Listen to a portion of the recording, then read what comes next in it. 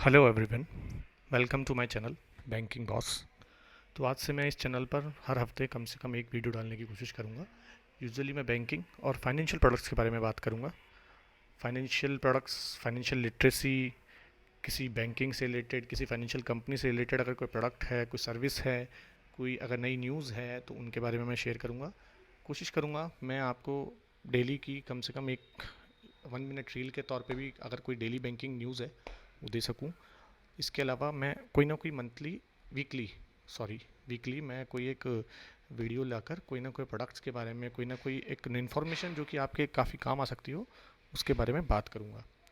तो सबसे पहले मैं आपको बता दूं कि ये चैनल मेन पर्पज़ इसको बनाने का है कि मैं लोगों को थोड़ा सा बैंकिंग के बारे में अवेयर कर सकूं, कुछ हमारी प्रॉब्लम्स भी बता सकूं, कुछ आपकी सुन सकूं। अगर आप लोगों की कोई क्वेरी है जो कि एक जनरल क्वेरी होती है सभी बैंक्स की, और अगर मैं उसमें आपकी कुछ हेल्प कर सकता हूँ तो मैं कोशिश करूँगा कि मैं आपकी हेल्प कर सकूँ, तो करूँगा।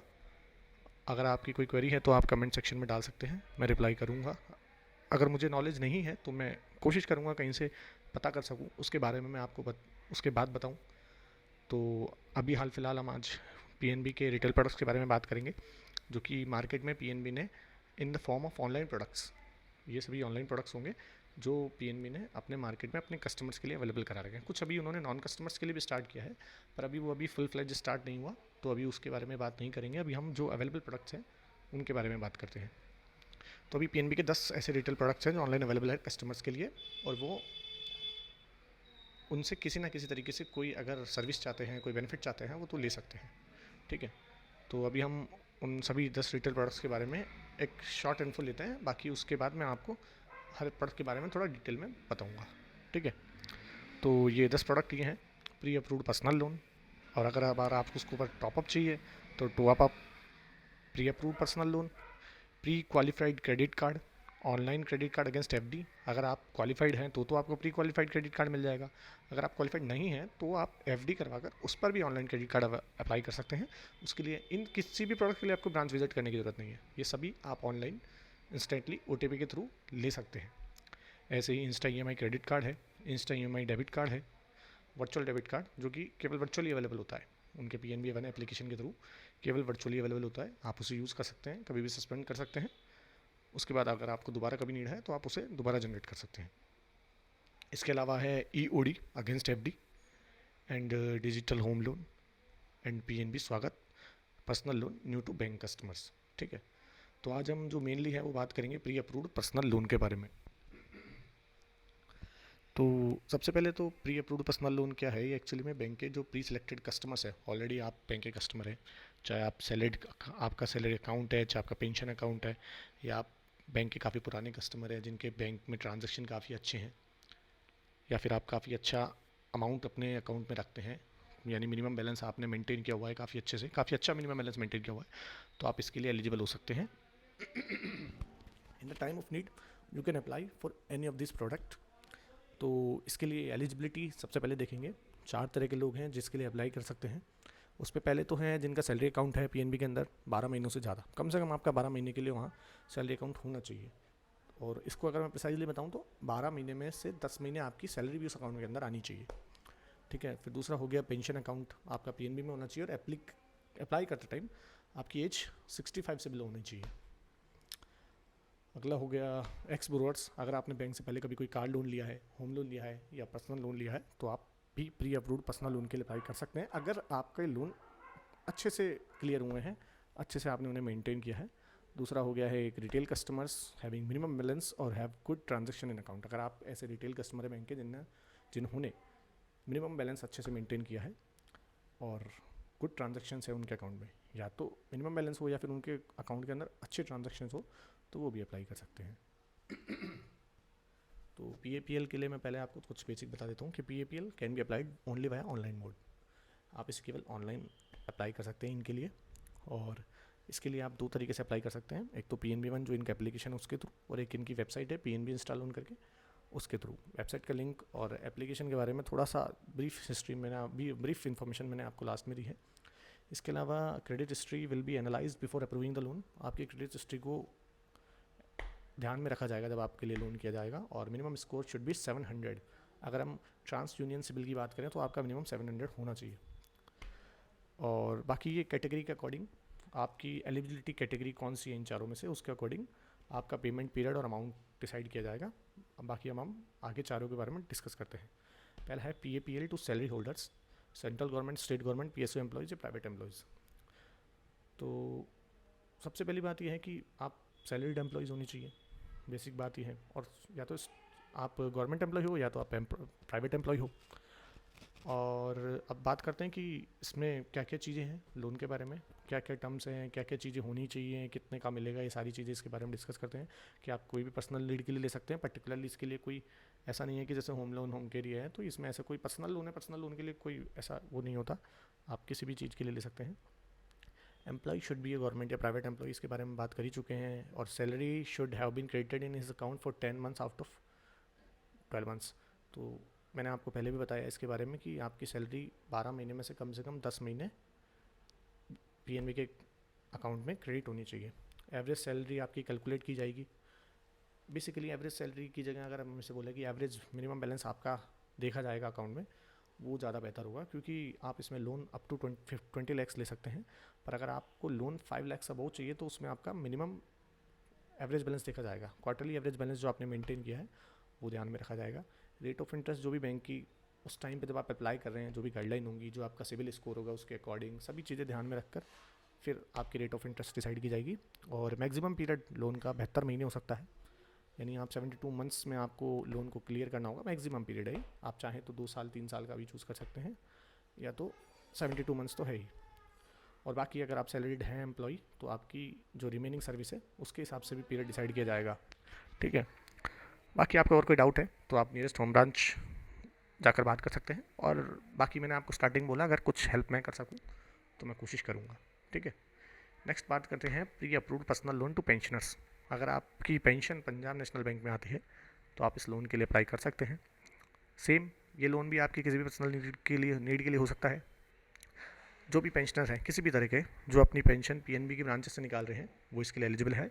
एप्लीकेंट की एज अप्लाई करते टाइम लोन के लिए 65 से कम होनी चाहिए। और एवरेज सैलरी इसमें एवरेज पेंशन इसमें भी आपकी कैलकुलेट की जाएगी। सेम क्वार्टरली एवरेज बैलेंस देखा जाएगा आपका।